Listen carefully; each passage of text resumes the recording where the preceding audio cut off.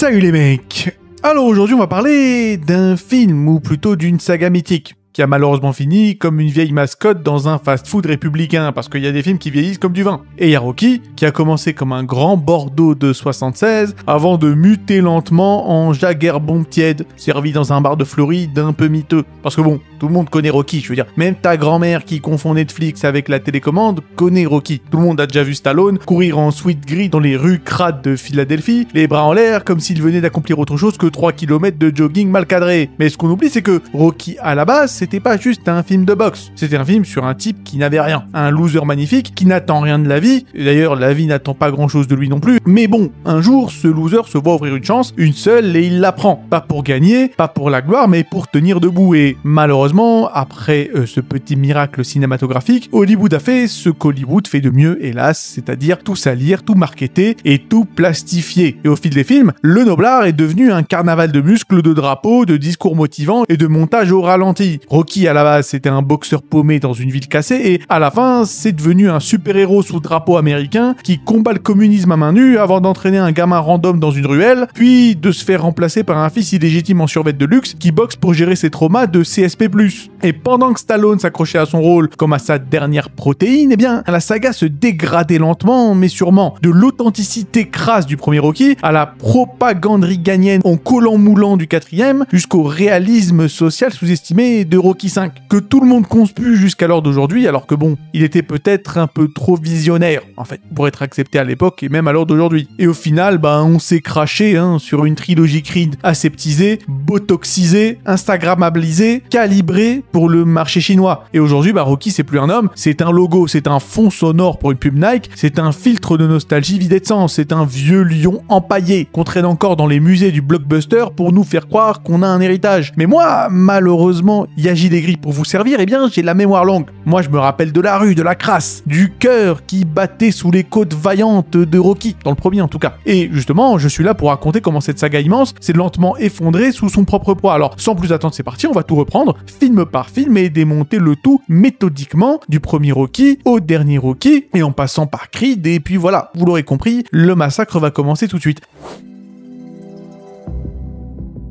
Alors, déjà, on va commencer avec le meilleur, évidemment, on va remonter en 76, si vous me le permettez, avec un film écrit par Sylvester Stallone en 3 jours, d'après la légende. Enfin bon, 3 jours pour l'écrire, c'est plus une vie pour le digérer. C'est justement le film qui a transformé Stallone d'acteur fauché, un peu demi-anonyme, forcé de vendre son chien pour payer son loyer, en véritable icône du cinéma mondial en un seul film. Et justement, c'est ce qui a transformé un personnage de loser, attendrissant, en une institution américaine aussi incontournable que le drapeau lui-même, effectivement, des États-Unis. Et on va être honnête, Rocky 1, c'est un excellent film, vraiment quasiment un chef-d'œuvre. Le film est brut, poignant, social, humain. T'as même pas besoin vraiment d'aimer la boxe pour aimer Rocky. Ce film parle de tout sauf de la boxe d'une certaine manière. Il parle de résilience, de dignité, de lutter contre soi-même plus que contre un adversaire. Parce que Rocky, dans le premier film en tout cas, c'est un peu ce déchet attachant des bas-fonds de Philadelphie. C'est ce type que la vie a oublié sur le bas-côté. C'est un boxeur minable qui fait des petits combats miteux dans des gymnases au néon défectueux et qui bosse comme homme de main pour un usurier local. C'est le mec qui te brise les doigts le matin, mais nourrit des pigeons l'après-midi. Le contraste est magnifique. Il est à la fois le danger et la tendresse. C'est une boule de muscle avec le cœur d'un hamster dépressif. Et puis bien sûr, il y a Adrian, la meuf timide à lunettes qui travaille dans une animalerie, aussi expressive qu'un mur humide au début du film. Et c'est ça qui est beau, puisque Rocky et Adrian, c'est pas juste un couple hollywoodien, c'est deux marginaux qui se trouvent comme deux objets cassés qui rentrent l'un dans l'autre. C'est moche, mais c'est humain. Et le vrai combat, finalement, c'est d'exister, puisque le génie du film, c'est que Rocky ne gagne pas à la fin. Et c'est justement ça le moment le plus fort. On te construit tout le film comme un conte de fées, et au final, Rocky il perd. Mais il tient les 15 rounds contre Apollo Creed, incarné de superbe manière par Carl Weathers, évidemment, ce monument de charisme flashy, le champion du monde arrogant, un peu à la Ali, évidemment, qui choisit Rocky pour se faire une promo à l'américaine. Et c'est là que le film devient une critique de l'Amérique du spectacle, des paillettes et de la récupération sociale. Apollo veut faire de Rocky une mascotte, mais Rocky, lui, veut juste prouver qu'il vaut quelque chose. C'est pas qu'il veut gagner, c'est qu'il veut tenir debout. C'est littéralement une métaphore de l'ouverture ouvrier américain des années 70 qui veut juste survivre dans un monde qui l'a oublié. Et Stallone joue ça avec une justesse bouleversante. À l'époque, personne ne l'attendait. Ce mec là, ce fameux Sly, c'était un nobody, le mec qui avait le charisme d'une saucisse de Francfort. D'ailleurs, on le voyait dans des films un peu bizarres. Voilà, The Party at Kitty,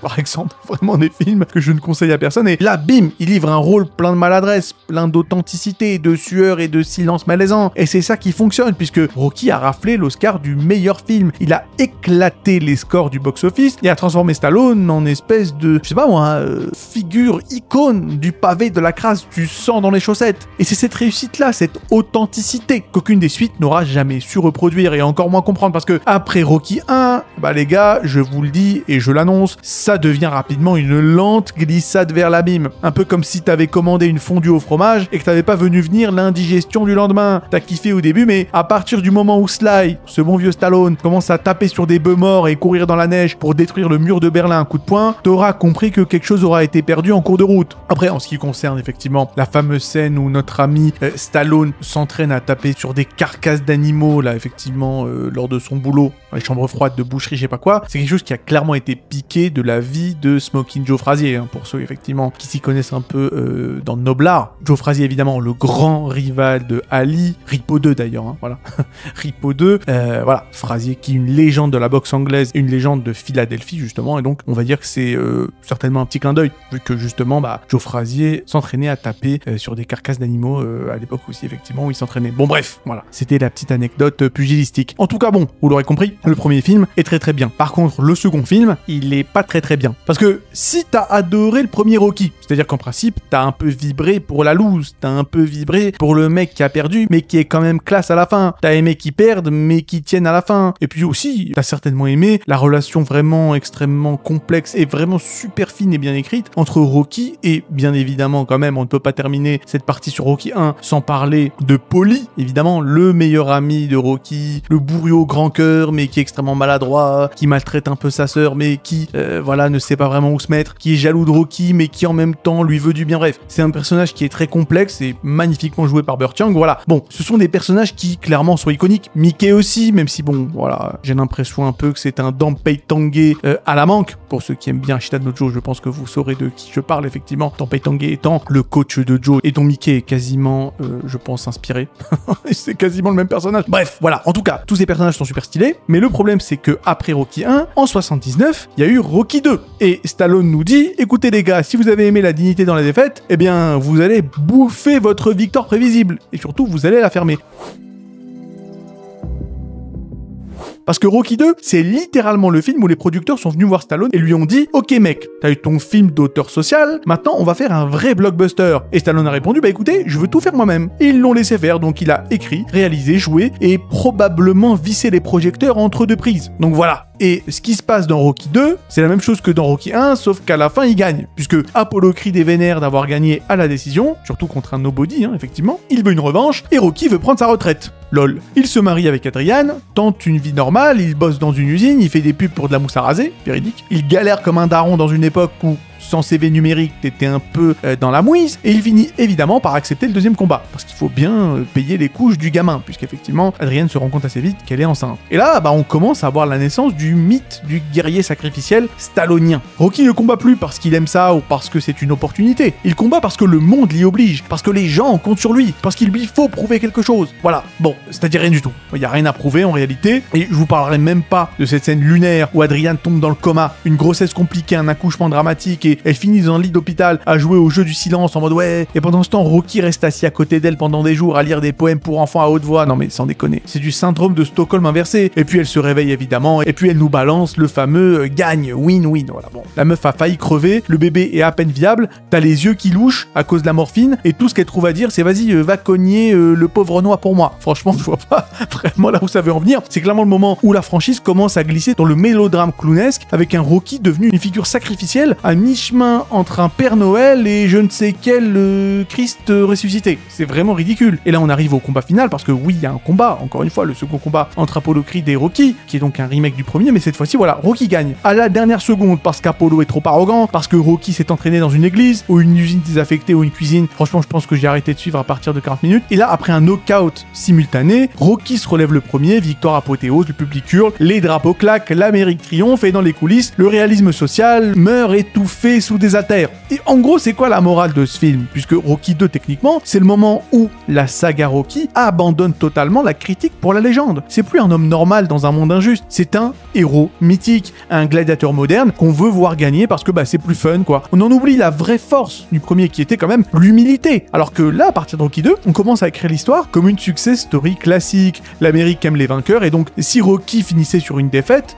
ce serait moins vendeur. Donc maintenant, il faut le faire gagner pour vendre des figurines. Et c'est aussi le moment où Stallone commence à confondre subtilité avec enchaînement de scènes musicales. L'entraînement est au ralenti, la montée des marches, encore une fois au ralenti, le regard de Rocky, il est toujours vide, mais bon, apparemment c'est intense. Ça sent la sueur toujours, mais on sent que l'âme est en train de fuir par la porte de derrière, quoi. Et franchement, c'est pas un désastre ce film, mais je sais pas, c'est pas mauvais, mais on sent le virage, on sent le glissement lent et sournois vers la formule, vers le mythe creux, vers le héros gonflé aux hormones scénaristiques. Et on commence à troquer la poésie sociale pour de la virilité de supermarché. Et croyez-moi, c'est que le début, parce que le prochain c'est Rocky 3, et là on rentre la tête la première dans le monde merveilleux du nanar commercial, le monde merveilleux de Mr. T, le monde merveilleux des chaînes en or et des montages d'entraînement qui donnent des crises d'épilepsie. Et donc vous l'aurez compris, on va remonter jusqu'en 1982 si vous le voulez bien, les amis. Puisque là, la saga de Rocky ne glisse plus, elle fait carrément un salto arrière en slip doré dans une piscine de stéroïdes sponsorisée par Coca-Cola. Là, il s'agit d'un film où le cerveau est officiellement déclaré persona non grata, remplacé par des biceps et une BO à base de synthé, Eye of the Tiger ou je sais pas quoi, pour motiver les gens à soulever des haltères en sueur dans leur garage. C'est plus une suite, c'est de la merde, les amis. Donc encore une fois, le scénario est écrit par Stallone, la réalisation signée Stallone, le montage c'est Stallone, l'éclairage c'est Stallone, et la chorégraphie des claques, probablement Stallone. Autant dire que personne n'est venu lui dire non, et ça sent. Ce film transpire l'ego en débardeur. On est passé de la rue pour atterrir dans le showbiz. Rocky a vendu son âme dans ce Rocky 3, les amis. Parce que quand même, Rocky à la base, qu'est-ce que c'est? C'est un loser. Sauf que là maintenant, c'est devenu une machine médiatique. Il fait des pubs, il est sur des magazines, il sourit à des journalistes, il a une statue dorée à son effigie, il est passé de boxeur paumé à, comme dirait Mickey, un bourgeois en jogging Adidas. Et on nous fait comprendre subtilement, spoiler, pas du tout subtilement, que le succès l'a affaibli. Il a beau avoir une villa, une moto, un chien avec une chaîne en or, non je déconne mais ce serait pas si étonnant. Rocky n'a plus la faim, il a plus la hunger, Ce n'est plus Sylar, il a plus la faim. Il est devenu bourgeois, il est devenu tout soft, il est devenu tout doux, à deux doigts de se mettre au golf. Et pendant ce temps-là, qui rôde, qui monte dans l'ombre, avec des chaînes de vélo autour du cou, et une coupe de cheveux taillée à la hache, vous le savez, vous le connaissez, Mr. T, Clubber Lang, a.k.a. le seul mec qui arrive à être plus menaçant que Stallone torse nu avec des gants de boxe. Et Clubber, lui, il a faim, il a la dalle cosmique, et il est là pour bouffer des champions au petit-déj. Et donc là, attention, drame scénaristique, Mickey meurt. Bon, Burgess Meredith, le coach croulant à la voix de cendrier, meurt d'une crise cardiaque juste avant le premier combat, effectivement, entre Rocky et Clubber Lang. Et Stallone essaie de jouer la douleur avec son intensité habituelle, c'est-à-dire les yeux écarquillés, les narines en mode soufflerie, et la lèvre supérieure qui tremble comme s'il avait avalé un glaçon. C'est censé être un moment fort, mais entre les hurlements à genoux et la caméra tremblante, on est plus proche d'un mauvais épisode des Feux de l'amour version muscu que d'un véritable deuil sincère. Et le combat, bien sûr, vous le savez, je pense que tout le monde a vu ce film, Rocky se prend une véritable fessée olympique par Clubber Lang et c'est mérité. Le mec s'est embourgeoisé, il s'est ramolli, son entraînement c'était une sorte de foire médiatique avec des plaques, des autographes et de la danse,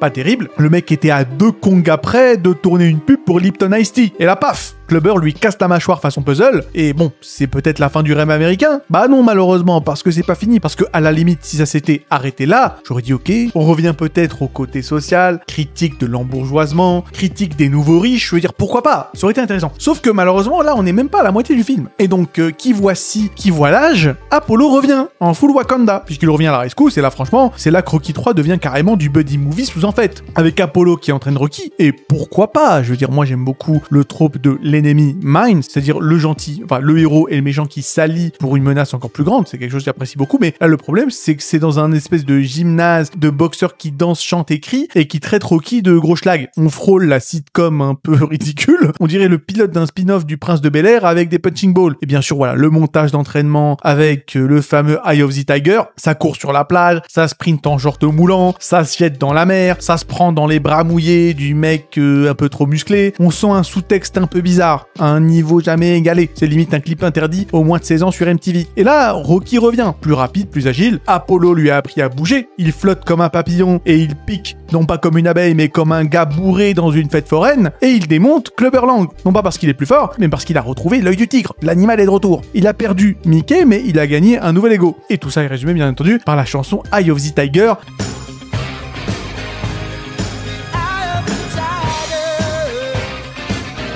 La chanson, qui est devenue plus célèbre que le film lui-même. Et d'ailleurs, fun fact, elle n'était pas prévue à la base, vu que Stallone voulait du Queen. Je sais pas, le mec s'était peut-être pris pour un Highlander, mais heureusement, Queen a dit non. Résultat, Survivor, et là, bam, la chanson devient l'ADN du film. Et elle enterre littéralement tout ce qu'il y avait de subtilité avant. Après, vous me direz, avant, il n'y avait pas trop de subtilité. On voyait Stallone en train de se battre avec Hulk Hogan. C'est clair qu'en termes de subtilité, il y avait moyen peut-être de faire un peu mieux. Bref, ce film, c'est plus du cinéma, c'est de la promo de salle de sport version Reagan. Il y a plus de combat intérieur, il y a plus de dilemme moral finalement. Enfin, il y en a un, mais c'est un peu mal écrit quoi. C'est juste des muscles qui s'affrontent avec de la sueur et des cris. Tout le propos du film, c'est quand t'as tout, tu perds la rage. Donc pour gagner, il faut redevenir un chien. Pas de problème, mais qu'on me rende la poésie du premier, non d'un chien. Là, on est dans le Disneyland du combat. Le réel est mort, l'émotion est faite en mousse et Stallone commence à croire qu'il est un gourou du dépassement de soi, alors qu'il porte un bandeau rose fluo sur la plage, en train de courir derrière Apollo Creed pour lui faire je ne sais quel truc. Franchement, j'ai pas envie de savoir. Bon, écoutez, Rocky 3, c'est loin d'être le pire Rocky, ça c'est une évidence. Enfin, il y a quand même un message, il y a quand même, un propos social, faut pas déconner, mais un propos en tout cas, c'est-à-dire,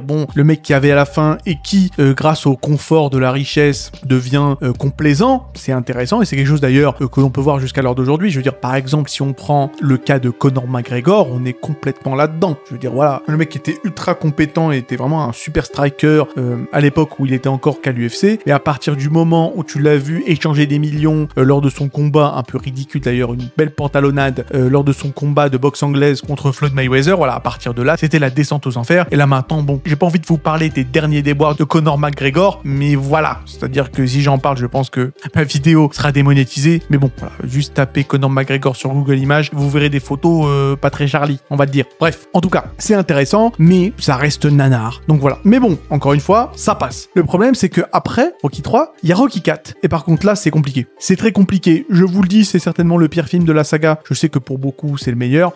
C'est pas exactement ce que je pense, ça c'est certain, parce que c'est quand même le film où Stallone met fin à la guerre froide à coups de poing.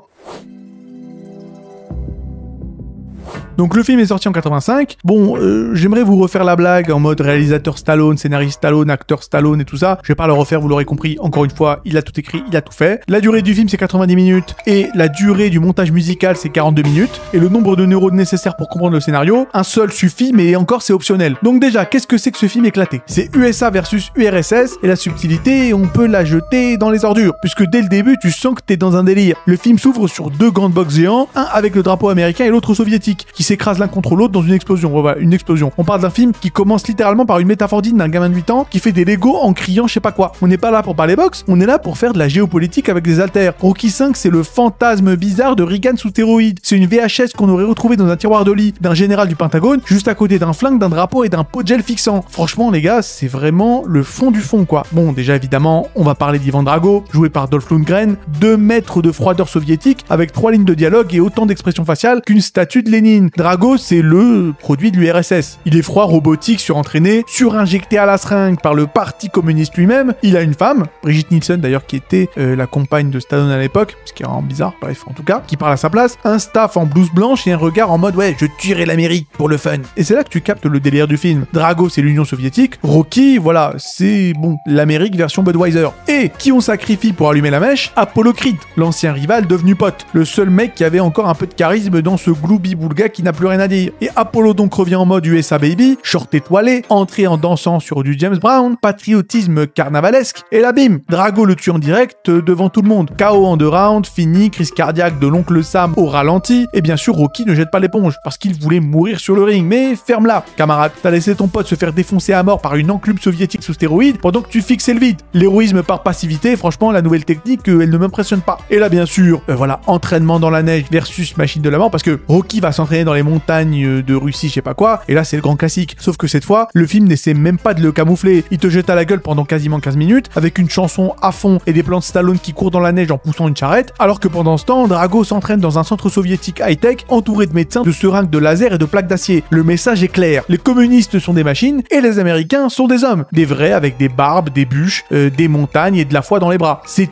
tellement manichéen que même les vieux films de propagande des années 40 trouveraient ça gênant. C'est d'autant plus gênant que bon, maintenant on sait tous que Stallone était à l'époque et même jusqu'à l'heure d'aujourd'hui au moment où je sors cette vidéo, on sait tous qu'il est non seulement sous stéroïdes mais sous hormones de croissance. D'ailleurs il l'a avoué, c'est même pas une question de nati pas nati. Le gars est sous GH, il l'a dit, il est sous sauce magique comme dirait l'autre. Voilà, il est chargé de t'aider, chargé de bonnes intentions, chargé de tout. Voilà, il est chargé comme un missile, chargé comme ce que vous voulez. Voilà, chargé comme un baudet, il est Géchard. Et malgré tout ça, on veut quand même te le vendre comme le mec qui s'entraîne avec les bisons, tandis que effectivement, le méchant russe se fait piquer. C'est complètement ridicule, franchement. Et puis bon, le combat final, c'est une orgie de ralenti et de punchline. Rocky se fait démonter pendant 10 rounds, mais comme il est américain, bah il revient. Parce que l'américain ne plie pas. Il saigne, il tombe, mais il se relève. Et il cogne. Jusqu'à ce que même les soldats soviétiques se lèvent pour l'applaudir. Je répète, hein, tous les mecs soviétiques, effectivement, qui regardaient le match, là, en principe, se lèvent pour applaudir Rocky. On se croirait durant le match entre le Real de Madrid et la Juventus, lorsque les supporters de la Juventus se sont mis à faire une standing ovation à Ronaldo quand il a claqué son coup de ciseau. Mais c'est ridicule. Dans un stade à Moscou, hein. Attention, on n'est plus dans de la fiction, on est dans un conte de fées cocaïné, où la démocratie libérale gagne grâce à des uppercuts.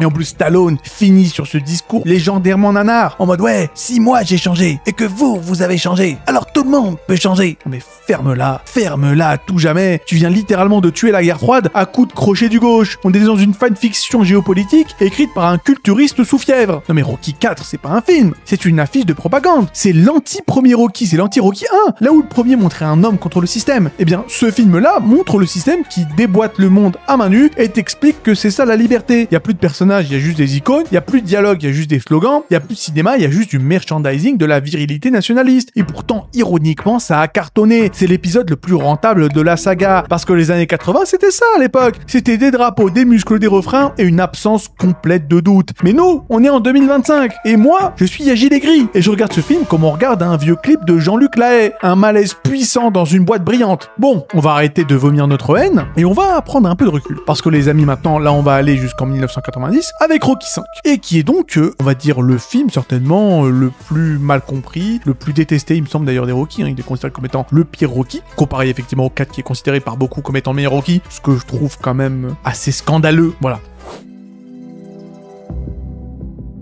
Bah Rocky V, désolé, hein, il est pas si mal que ça. Bon, ok, il est vrai, ce n'est pas Stallone qui l'a réalisé. Donc déjà là, on part sur de bonnes bases. C'est John Avildsen, donc ça fait plaisir. Bon, le scénariste c'est Stallone, mais voilà. Après, il y a eu pas mal de Razzie Awards, hein, cette nomination, et il y a eu très peu de gens qui ont réussi à le voir en salle sans s'endormir. Donc voilà, c'est vrai que ça n'annonce pas que du bon. Bon, alors résumé rapide pour les incultes. Rocky revient de Moscou en sueur en héros avec dans ses valises un syndrome neurologique et une banqueroute. Voilà, grâce à l'ami Paulie. Donc voilà, le gars a mis fin à la guerre froide, mais il sait pas faire un virement bancaire. Clairement, c'est le combo ultime. Et il se retrouve ruiné parce que Paulie a signé un truc dans son dos. Et Rocky est trop bête pour comprendre une feuille de papier. Et comme si ça suffisait pas, les médecins lui annoncent qu'il peut plus boxer, sinon son cerveau va ressembler à une omelette de l'armée du salut. Donc, il retourne là où tout a commencé, Philadelphie. Et là, évidemment, tu te dis, attends, quoi? Un retour à la case départ? Une vie modeste de la vraie galère? Une remise en question du mythe de Rocky? Eh ben oui. Rocky V, c'est le film qui tente de tuer le mythe Rocky. Mais bon, les fans ne voulaient pas un enterrement, ils voulaient encore un uppercut contre le communisme. Et ils ont été servis par un crochet dans les parties. Parce qu'en gros, Rocky devient entraîneur. Il rencontre Tommy the Machine Gunn, donc évidemment un jeune boxeur prometteur joué par Tommy Morrison, qui on va le dire n'est pas un acteur, hein. Tommy Morrison était à l'époque un assez bon boxeur poids lourd, qui avait le charisme malheureusement d'un balai à chiottes, et le jeu d'acteur d'un mec qui vient de découvrir ce qu'est un miroir. C'est pas un acteur de base. Bon, écoutez. Mais pourtant, l'idée est bonne. On a un Rocky affaibli qui devient mentor. Il veut transmettre, il veut pas briller. Il veut faire ce que Mickey avait fait pour lui. Il y a même des scènes où il essaie d'apprendre à Tommy la discipline, le respect, et voilà, le noble art, c'est touchant. Mais Tommy, lui, ce qu'il veut, c'est la gloire, l'argent, les caméras, et surtout un promoteur véreux en costard ridicule, évidemment George Washington Duke, une caricature assez visible de Don King, mais version Looney Tunes.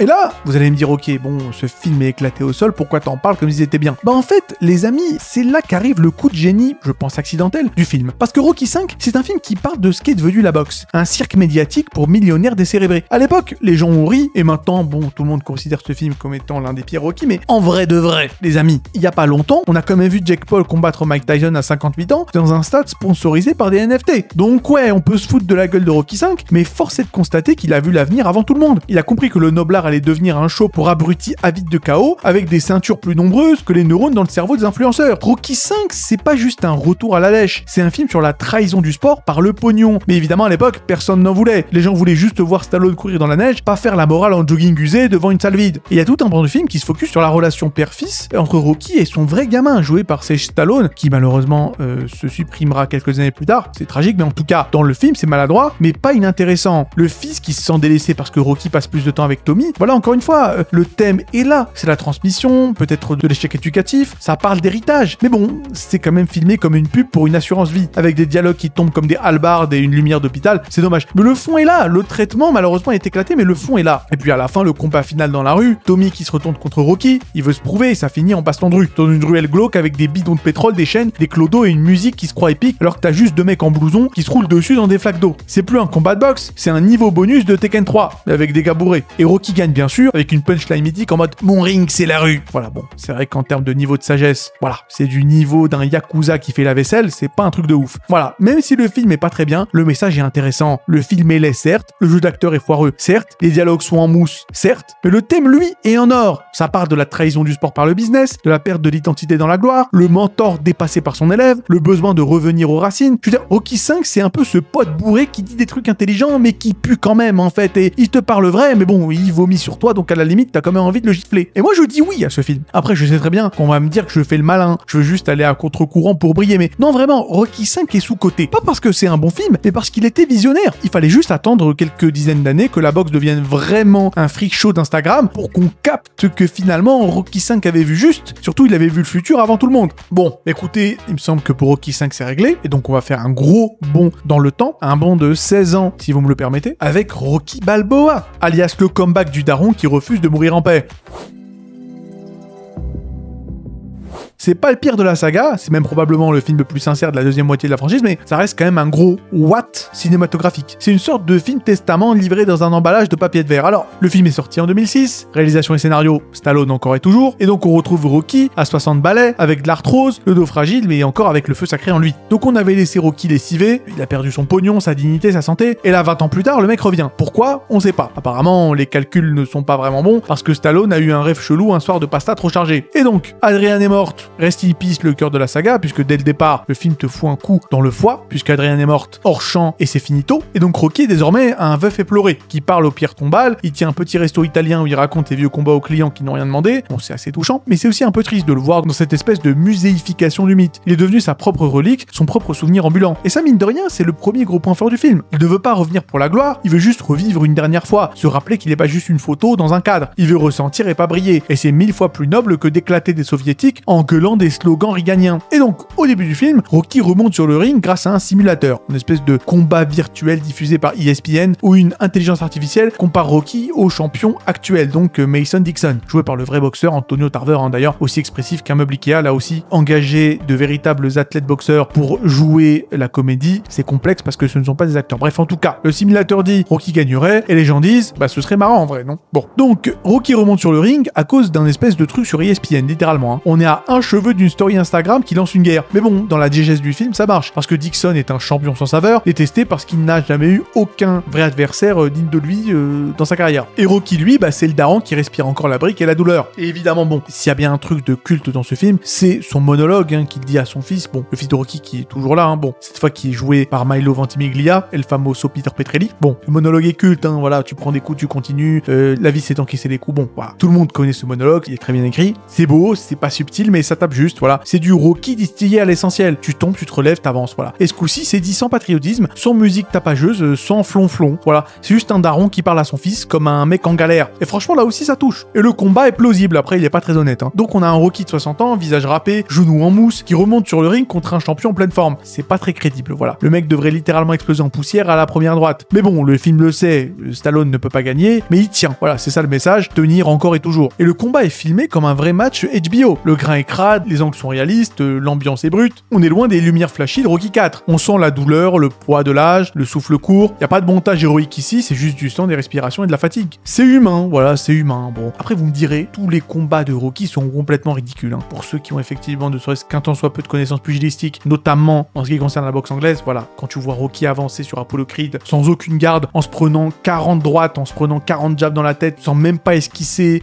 du mouvement de tête ou monter sa garde, c'est complètement ridicule. Ou même dans Rocky 3, où Clubber Lang ne fait que des crochets dans tout le film, hein. Il ne balance pas une seule droite, que des crochets durant tout le film. C'est complètement ridicule, hein. Voilà, tu sens que les gars, ils s'en foutaient totalement de rendre les matchs de boxe vraiment intéressants à regarder, surtout réalistes, tant soit peu. Mais bon, on va dire que voilà, ça a mal vieilli là-dessus, ça c'est certain. Donc voilà, le verdict de Rocky Balboa, c'est que c'est pas parfait, mais c'est sincère. C'est-à-dire que voilà, c'est pas un grand film, mais c'est un film honnête. Voilà, c'est un chant du film mélancolique, c'est un mec qui nous dit, bon, laissez-moi monter une dernière fois sur le ring, pas pour gagner, juste pour exister. Et puis aussi, on va le dire, l'alchimie entre Rocky, donc entre Stallone et Burt Young, qui est toujours là, poli, et marche toujours aussi bien, donc là-dessus, il n'y a pas de souci. Mais voilà, le problème, c'est que là, fallait s'arrêter, hein. Ça aurait été une superbe fin, une fin touchante, posée, intime, surtout avec mon Rocky qui se met avec la fille avec laquelle il s'était accroché dans le premier Rocky, bon, c'était sympa, voilà, la boucle est bouclée. Sauf que, évidemment, Hollywood, a dit non. Et c'est là qu'arrive le sacrilège, la franchise Creed. Et spin-off qui ressemblent plus à des pubs Nike ou des pubs Apple qu'autre chose. Et je vous le dis, voilà, les Creed, franchement, j'ai pas envie d'en parler 40 ans. Très honnêtement. Là, vraiment, on a pris un héritage poignant et on l'a mis dans une Tesla, on l'a aspergé de filtres éclatés et on s'est auto-félicité en direct live. Voilà, Creed, c'est ça, hein. C'est pas une suite, c'est un reboot masqué, une opération marketing déguisée en hommage. Franchement, qu'est-ce que c'est que cette trilogie éclatée au sol?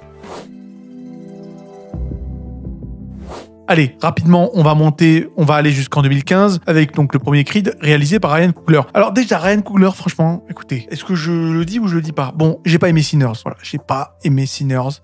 Désolé, je suis pas un gros fan de Michael B. Jordan. Je l'ai bien aimé dans The Wire, mais je crois que ça s'arrête là. Aussi, je l'ai bien aimé dans Friday Night Lights, mais là aussi, ça s'arrête là. Voilà, je l'ai aimé dans 2 séries, ça s'arrête là. J'ai pas aimé Sinners, peut-être qu'un jour j'en ferai une review. J'ai pas envie de la faire tout de suite parce que le film est considéré comme étant l'un des meilleurs films de l'histoire. Bon, je vais attendre un peu. Voilà, je vais attendre un peu que ça se calme parce que contrairement à ce que les gens pensent, je suis pas un rage baiter, hein. Ça me plaît absolument pas de prendre des films appréciés et de leur cracher dessus, hein. Me faire tailler sur 250 commentaires, c'est pas mon délire. D'ailleurs, c'est pour ça que ma vidéo sur le Joker là, de 2019 de Todd Phillips, j'ai attendu que le deuxième sorte, que les gens se soient un peu rendus compte que le premier film était une fraude avant de sortir ma vidéo. Je ferai pas la même erreur que la chaîne YouTube de Nos Ciné, effectivement, qui, à la sortie du premier Joker, avait sorti une vidéo, et la vérité, ils avaient totalement raison dans leur critique du Joker, qui était clairement, voilà, une espèce de sous-taxi driver vraiment poussif, voilà, qui a faussement été considéré par beaucoup de fans comme un espèce de film pro-gilet jaune, film social alors que c'est de la merde. Et justement, voilà, ils se sont fait défoncer dans les commentaires. D'ailleurs, je crois que ça fait 2 ans qu'ils sont pas sortis de vidéos, hein, les mecs de Nos Ciné. Donc franchement, ils faisaient vraiment des bonnes vidéos, hein. J'étais pas forcément toujours d'accord avec leurs reviews cinématographiques, mais en tout cas, ils avaient toujours des avis intéressants. Je crois qu'à partir de cette vidéo-là, ils se sont fait démonter dans les commentaires et ils se sont arrêtés plus ou moins à ce moment-là. C'est assez triste, je trouve. Et j'ai pas envie de faire la même chose. Donc voilà, encore une fois, Sinners, j'ai vraiment pas aimé ça et je vais attendre avant d'en faire la review. Donc voilà, déjà Ryan Coogler, désolé, mais c'est pas pour moi. Et donc bon, je vais arrêter avec cette espèce de longue parenthèse dont tout le monde se fout. Donc, alors, Creed, c'est de la merde. C'est un film qui veut te faire pleurer avec des violons numériques pendant qu'un type en gants de 12 onces boxe ses daddy issues dans un studio éclairé façon Apple Store. Alors donc on retrouve Adonis Creed, un héros qui n'a pas de lutte, puisque le fils illégitime d'Apollo Creed a été abandonné, élevé dans des foyers, puis repêché par la veuve Creed, donc déjà c'est absurde mais passons. Et ce type qui vit dans un palace, qui a un bon boulot, décide que la boxe c'est ce qui lui manque dans sa vie. Et là, problème numéro 1, on ne s'attache pas à lui. Pourquoi? Parce qu'il n'a pas de vraie douleur. Il est pas né dans la misère, enfin un peu, mais vraiment il combat pas pour survivre. Il veut juste faire ses preuves. Traduction, il cherche une excuse existentielle à ses caprices de gosse de riche. Rocky lui voulait survivre, Adonis lui veut exister parce qu'il a lu 2 citations d'Apollo sur Pinterest. Ensuite, Stallone revient et il est sympa, bon il joue l'âge, la lassitude et le deuil, mais voilà, le problème c'est que le film c'est lui. C'est lui qui donne un peu d'âme à cet emballage vide. Et même là, tu sens qu'il est en transit, quoi, il est là pour passer le flambeau, pour faire la photo souvenir en mode ouais bah ok les gars c'est votre film maintenant et ensuite me parlez plus. Sauf que les gars ne savent pas quoi en faire. La réalisation est clean, même trop clean, les combats sont filmés comme des pubs de sneakers, la musique alterne entre piano triste sous autotune et beats synthétiques qui te sortent par les narines, et le pire c'est qu'on a essayé de refaire l'entraînement mythique dans la rue avec des motos qui font des roues arrière autour d'Adonis pendant qu'il court. Voilà, super, des mecs en motocross qui font des figures autour du héros pendant son jogging. C'est plus un entraînement, c'est un clip de Travis Scott. Et le cœur du problème c'est que ce film croit que avoir du style ça suffit. C'est vraiment un film qui mime le mythe Rocky sans jamais en comprendre la substance. Il te balance des références visuelles, des clins d'œil de la nostalgie en perfusion, mais ça sonne creux. On te parle de souffrance, mais on te la filme en 4K en filtre sépia. Franchement, si vous voulez que je ressente de la rage, faudrait me montrer un mec qui a autre chose à perdre que son ego. Et au-delà du fait que le film soit vraiment éclaté au sol, il y a plein de trucs qui ont fait que pour moi, voilà, c'est la trahison ultime du mythe Rocky. Parce que je vous le dis, et là effectivement on va parler,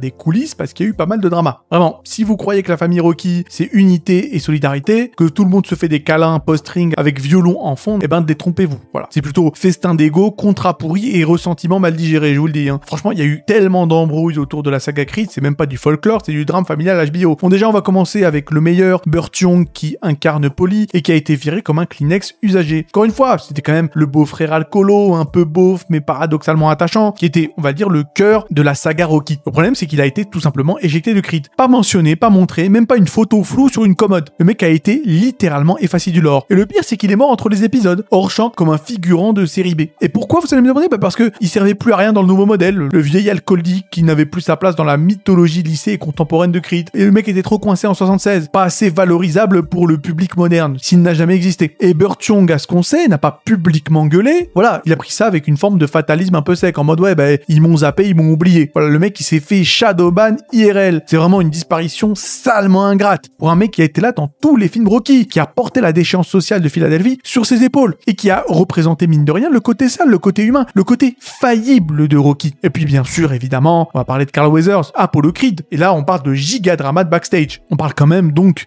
d'Apollo Creed, le mec qui a donné une âme, une prestance, un antagoniste plus grand que nature à Rocky, quand même. Et il faut comprendre, petit retour en arrière, que Stallone, à l'époque où il voulait faire effectivement Rocky Balboa en 2006, bah il voulait réutiliser effectivement des images d'Apollo pour des flashbacks, pour des hommages durant le film. Et Carl Weathers a dit, écoute, tu n'utilises pas mon image si je suis pas dans le film. Voilà, soit tu me fous dedans et je suis avec toi et je suis dans le film, soit tu n'utilises pas mon image. Et Stallone a répondu, bah écoute, je veux pas de toi et il y aura pas de flashback. Et donc résultat, donc aucune apparition d'Apollo dans Rocky Balboa, nada, pas de photo, pas de clin d'œil, rien du tout. Après vous me direz il est mort, et je dirais il aurait pu apparaître dans les flashbacks, l'acteur voulait être là. Bref, dans les flashbacks on savait qu'il est vieux. Bref, peu importe. En tout cas le mec a été effacé parce qu'il voulait pas servir de figurant fantôme. Et je sens que ça a cassé quelque chose. Et donc quand Creed est sorti et que Stallone veut rendre hommage à Apollo tout en relançant la franchise autour de son fils caché, bah Carl Weathers est complètement écarté, pas invité, pas consulté, même pas crédité dans certains plans. Alors qu'on parle quand même de l'un des deux piliers fondateurs de la saga Rocky. Et je vous parlerai même pas du conflit entre Stallone et des producteurs autour de Creed, parce qu'il y a eu un clash monumental entre Stallone et Irving Winkler, le producteur historique de la saga Rocky. Parce qu'à la base, Stallone ne détient pas les droits de Rocky. Il a écrit, joué, porté la saga sur son dos pendant 50 ans, mais il possède rien techniquement. Et quand Creed a explosé, et que les suites ont été lancées sans lui, Creed 3 carrément sans sa présence, bah Stallone a pété un câble. En mode, ils exploitent mon personnage sans mon accord, je suis le père de cette saga, respectez-moi, je veux récupérer mes droits. Il a dit publiquement sur Instagram en taguant Winkler, en balançant des photos de serpents, littéralement, c'était clairement pas une embrouille discrète, c'était une guerre ouverte, passive-agressive avec emoji. Et tu comprends à partir de là que Creed, en fait, c'est une saga bâtie sur des fantômes qu'on veut pas regarder en face. C'est bâti sur le dos d'un héritage que les films eux-mêmes refusent d'assumer. Burt Young a été oublié, Carl Weathers a été refusé et Stallone a été éjecté. C'est quand même un peu con.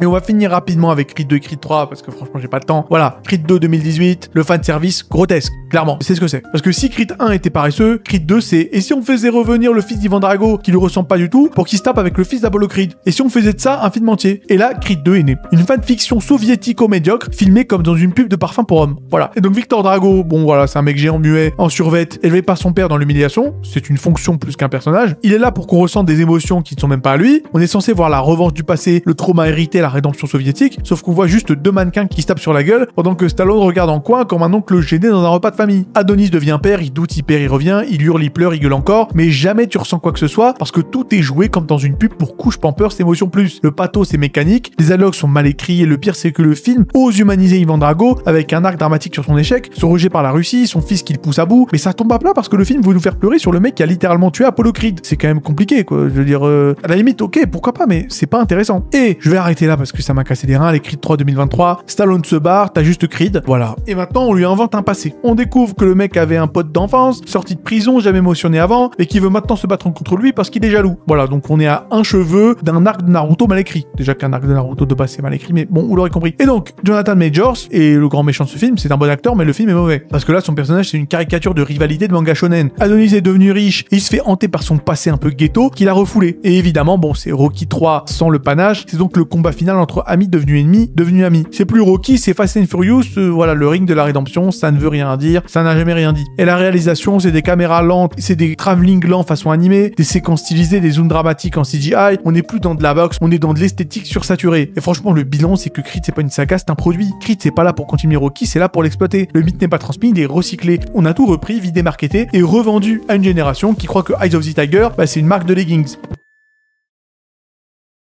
Bon, voilà, je vais m'arrêter là, vous m'aurez compris, ça m'a fatigué. Rocky, franchement, pour moi, je vous le dis, c'est le 1, c'est le 5, c'est peut-être le 6, et ça s'arrête là. Pour moi, il n'y a rien d'autre à côté, c'est de la merde, ni plus ni moins, voilà, désolé, c'est dit. Bon, en espérant que la vidéo vous ait plu, abonnez-vous pour encourager la chaîne, likez la vidéo si elle vous a plu, prenez soin de vous, et à la prochaine, dites-moi dans les commentaires quel est votre Rocky préféré, évidemment.